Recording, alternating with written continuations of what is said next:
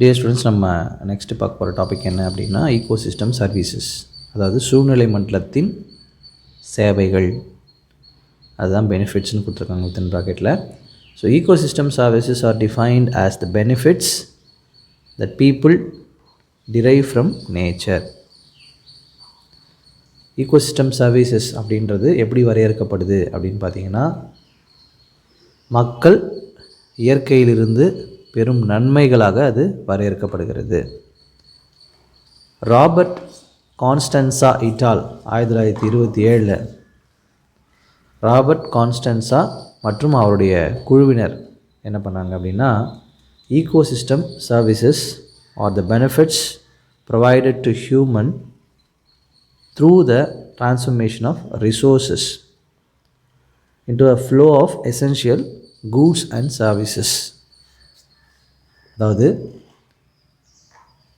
Robert Costanza மற்றும் அவருடைய குழுவினர் இதை எப்படி வரையறுத்தாங்க அப்படின்னு பார்த்தீங்கன்னா, நீர், நிலம், தாவர தொகுப்பு ஆகியவற்றை உள்ளடக்கிய சுற்றுச்சூழலினுடைய சொத்துக்கள் இன்றியமையா பொருட்கள் மற்றும் சேவைகளாக ஓட்டமடைதல் மூலம் மனிதனுக்கு சூழ்நிலை மண்டலத்தினுடைய நன்மைகள் மற்றும் சேவைகள் கிடைக்கப்பெறுகின்றன என கூறினர்.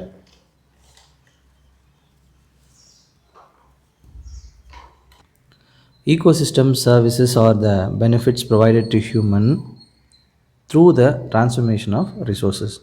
என்னென்ன ரிசோர்ஸஸ் டிரான்ஸ்ஃபர்மேஷன் அடைஞ்சு அது கிடைக்குது அப்படின்றது இங்கே லிஸ்ட்டில் கொடுத்துருக்குறாங்க. Are environmental assets including land, water, vegetation and atmosphere into a flow of essential goods. தேவையான மிகவும் முக்கியம் வாய்ந்த அந்த பொருட்களையும் அதோடு இல்லாமல் சேவைகளையும் ஈகோசிஸ்டம் நமக்கு கொடுக்குது அப்படின்னு சொல்கிறாங்க. Study on ecosystem services act as an effective tool for gaining knowledge on ecosystem benefits and their sustained use. சூழ்நிலை மண்டலத்தின் சேவைகள் பற்றிய ஆய்வு, சூழ்நிலை மண்டல நன்மைகள் மற்றும் அவற்றின் நீடித்த பயன் பற்றிய அறிவை பெற ஒரு சிறந்த கருவியாக செயல்படுகிறது. Without such knowledge gain, the fate of any ecosystem will be stake on the benefits they provide to us in future will make bleak. இத்தகைய அறிவாற்றலை பெறவில்லை என்றால் எந்த சூழ்நிலை மண்டலத்தின் அமைப்பும் ஆபத்தை சந்திப்பதோடு எதிர்காலத்தில் அவை நமக்கு வழங்கும் நன்மைகள் பாழாகிவிடும். ஸோ அதனால் என்ன பண்ண போகிறோம் அப்படின்னா, சூழ்நிலை மண்டலத்திலிருந்து பெறப்படும் பல்வேறு வகையான நன்மைகள் என்னென்ன அப்படின்றத கீழ்கண்டு ஒரு 4 பிரிவுகளாக அது வகைப்படுத்தப்பட்டிருக்கிறது. அதை குறித்து தான் நெக்ஸ்ட் டாப்பிக்கில் நம்ம பார்க்க இருக்கிறோம் ஸ்டூடெண்ட்ஸ். வாங்க பார்க்கலாம். ஸோ ஈகோசிஸ்டமோட சர்வீசஸ் இங்கே லிஸ்ட் பண்ணியிருக்காங்க ஸ்டூடெண்ட்ஸ். அதாவது provisioning services, cultural services, supporting services, regulating சர்வீசஸ்னு 4 பிரிக்கிறாங்க. அதாவது ப்ரொவிஷனிங் சர்வீசஸ் வழங்கு சேவைகள், அதில் என்னெல்லாம் இருக்குது அப்படின்னு பார்த்தீங்கன்னா, food and fibre and fuel, உணவு, நார் மற்றும் எரிபொருள். ஜெனரிக் ரிசோர்ஸஸ், அதில் மரபணு வளங்கள் அதில் இருக்குது. அண்ட் பயோகெமிக்கல்ஸ் அப்படின்னு சொன்னால் உயிரி வேதிப்பொருட்கள், அதுவும் அதிலேருந்து கிடைக்குது. ஃப்ரெஷ் வாட்டர், நன்னீர் கிடைக்கிறது. மெடிசின்ஸ்னால் மருந்துகள் அதிலேருந்து கிடைக்கிறது. அதுக்கடுத்து கல்ச்சுரல் சர்வீசஸில் பார்த்தீங்க அப்படின்னா, ஆன்மீக மற்றும் மத மதிப்புகள், ஸ்பிரிச்சுவல் அண்ட் ரிலீஜியஸ் வேல்யூஸ் அதிலிருந்து கிடைக்கிறது. நாலேஜ் சிஸ்டம், அறிவு கிடைக்கிறது. எஜுகேஷன் அண்ட் இன்ஸ்பைரேஷன், கல்வி மற்றும் ஊக்கமூட்டுதல் அதிலிருந்து கிடைக்கிறது. And recreation and aesthetic values, பொழுதுபோக்கு மற்றும் அழகுசார் மதிப்புகள் அதிலிருந்து கிடைக்கிறது. அண்ட் ஈகோ டூரிசம், அதாவது சூழல் சுற்றுலா என்று சொல்லக்கூடிய டூரிசம் சம்மந்தப்பட்ட விஷயங்கள் அதிலிருந்து நமக்கு கிடைக்கிறது. அண்ட் சப்போர்ட்டிங் சர்வீசஸில் பார்த்தீங்க அப்படின்னா, ஃபஸ்ட்டு என்ன சொல்கிறாங்க, ப்ரைமரி ப்ரொடக்ஷன், முதல்நிலை உற்பத்தி நமக்கு கிடைக்கிறது. ப்ரொவிஷன் ஆஃப் ஹேபிடேட், புவி வாழிடங்களை ஏற்படுத்துதல் கிடைக்கிறது. நியூட்ரியன் சைக்கிளிங் அப்படின்னு சொல்லக்கூடிய ஊட்ட சுழற்சி அதில் இருக்கிறது. அண்ட் மண் உருவாக்கம் மற்றும் பாதுகாத்தல், சாயில் ஃபார்மேஷன் அண்டு ரிட்டென்ஷன் அந்த சப்போர்ட் அதில் கிடைக்குது. அதுக்கப்புறம் பார்த்திங்கன்னா ப்ரொடக்ஷன் ஆஃப் அட்மாஸ்பரிக் ஆக்சிஜன், வளிமண்டல ஆக்சிஜன் உற்பத்தி என்பது இந்த ஈகோசிஸ்டம் சர்வீஸில் சப்போர்ட்டிங் சர்வீஸாக நமக்கு கிடைக்கிறது. அண்ட் வாட்டர் சைக்கிளிங், நீர் சுழற்சி என்பது இதன் மூலமாக நடைபெறுகிறது. அதுக்கடுத்து பார்த்திங்கன்னா ரெகுலேட்டிங் சர்வீசஸ், ஒழுங்குபடுத்துதல் சேவைகளில் பார்த்திங்கன்னா இன்வேஷன் ரெசிஸ்டன்ஸ் அப்படின்னு சொல்லக்கூடிய ஊடுருவல் எதிர்ப்பு என்பது அங்கே கிடைக்கிறது. ஹெர்பிவோரி பாலினேஷன், தாவர உண்ணி மகரந்த சேர்க்கை அப்படின்ற ஒரு நிகழ்வு அங்கேருந்து கிடைக்கிறது. சீட் டிஸ்பர்சல், விதை பரவுதல் என்ற ஒரு நிகழ்வு அதன் மூலமாக நடத்தப்படுகிறது. அது மட்டும் இல்லை, கிளைமேட்டிக் ரெகுலேஷன், காலநிலை கட்டுப்படுத்துதல், அதுவும் அதன் மூலமாக நடக்கிறது. அண்ட் பெஸ்ட் ரெகுலேஷன், பூச்சி ஒழுங்குமுறை கட்டுப்பாடு அப்படின்னு சொல்லக்கூடிய பெஸ்ட் ரெகுலேஷன் அதில் நடக்குது. டிசீஸ் ரெகுலேஷன், நோய் கட்டுப்பாடு அதன் மூலமாக ரெகுலேட் பண்ணப்படுகிறது. எரோஷன் ரெகுலேஷன், மண்ணரிப்பு கட்டுப்பாடு அதன் மூலமாக கட்டுப்படுத்தப்படுகிறது. வாட்டர் பியூரிஃபிகேஷன், நீர் சுத்திகரிப்பு அதன் மூலமாக கட்டுப்படுத்தப்படுகிறது.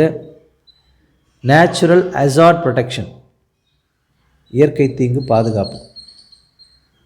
நேச்சுரல் ஹசார்ட் ப்ரொடெக்ஷன், இயற்கை தீங்கு பாதுகாப்பு, அதுவும் அதன் மூலமாக ரெகுலேட் பண்ணப்படுகிறது. ஸோ இதெல்லாம் பார்த்திங்கன்னா ஈகோசிஸ்டம் மூலமாக நமக்கு கிடைக்கிற பெனிஃபிட்ஸ். இந்த ஃப்ளோ சார்ட் ரொம்ப ரொம்ப முக்கியம். இது 5 மார்க்லேயும் கேட்கறதுக்கான வாய்ப்புகள் அதிகமாக இருக்குது. ஸோ இதை நீங்கள் நல்லா ப்ரிப்பேர் பண்ணணும் students. Come to the next topic.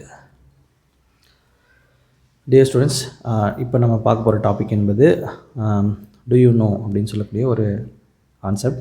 உங்களுக்கு தெரியும், அதில் நிறைய விஷயங்கள் ரொம்ப இம்பார்ட்டண்ட்டாக கொடுப்பாங்க இல்லையா. ஸோ இங்கே வந்து ராபர்ட் கான்ஸ்டன்ஸா அப்படின்றவரும் அவருடைய குழுவினரும் சேர்ந்து பண்ண ஒரு ரிசர்ச் ஒர்க்கில் ஒரு விஷயத்தை கண்டுபிடிச்சாங்க. என்ன அப்படின்னா, அவருடைய குழுவினர் மற்றும் பல்வேறு அளவுகோலினுடைய அடிப்படையில் உலகளாவிய சூழல் மண்டலத்தினுடைய சேவைகள் அதனுடைய மதிப்பை அவங்க மதிப்பீடு செஞ்சாங்க.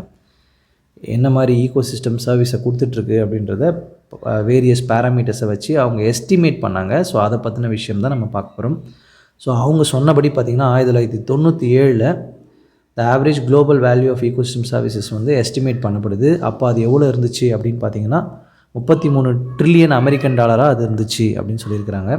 இதே விஷயம் 2011 பார்த்தீங்க அப்படின்னா the updated estimate for the total global ecosystem services in 2011 is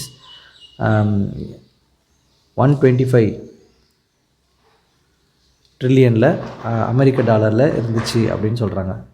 so இது என்னத்தை இண்டிகேட் பண்ணுது அப்படின்னு பார்த்தீங்கன்னா, indicating a 4-fold increase in ecosystem services from 1997 to 2011. அதாவது இது எதை குறிக்கிறது அப்படின்னு பார்த்தீங்கன்னா, 1997 2011 வரை சூழ்நிலை மண்டலத்தினுடைய சேவைகள் 4 மடங்கு அதிகரித்திருக்கிறது அப்படின்றத இது சுட்டி காட்டுகிறது அப்படின்ற ஒரு விஷயத்தை அவங்க கொடுத்தாங்க. அப்படின்னா தொடர்ந்து நமக்கு பார்த்திங்கன்னா ஈகோசிஸ்டம் அப்படின்ற ஒரு விஷயம் நமக்கு நிறைய பெனிஃபிட்ஸ் கொடுத்துட்ருக்கு. அது பல ஃபோல்டிங்கில் அது உயர்ந்துக்கிட்டே தான் இருக்குது, குறையலை அப்படின்றத அவங்க கண்டுபிடிச்சாங்க அப்படின்றது இதன் மூலமாக நமக்கு தெரிய வருகிறது.